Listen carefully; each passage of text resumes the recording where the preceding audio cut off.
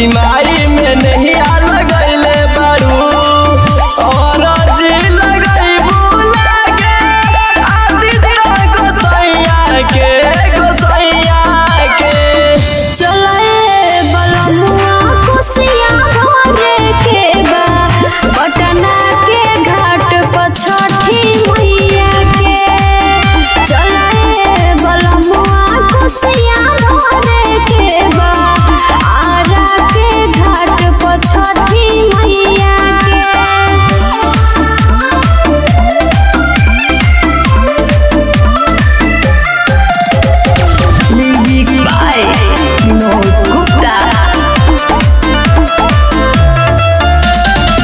कैसे के चली धनी कर विचार हो बाढ़वा में डूब गइल घरवा दुआर हो। चलो ना घाट पिया जी लगई हो छठी माई से अपन दुखवा सुनई हो। कैसे के चली धनी कर विचार हो बाढ़वा में डूब गइल घरवा दुआर हो।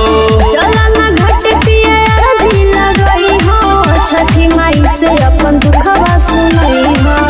कहवा से लेके आइबू लचकत बहंगिया के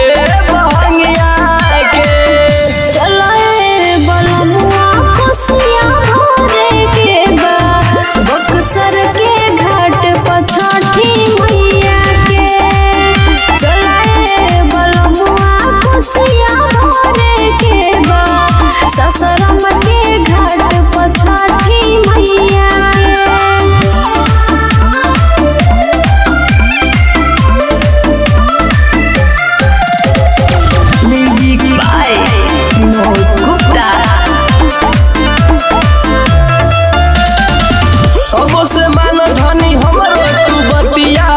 कैसे के चली छठी माई के घटिया पियरी पहिरियन से घाट पर जाई हो छठी माई से अपन दुखवा सुनई हो।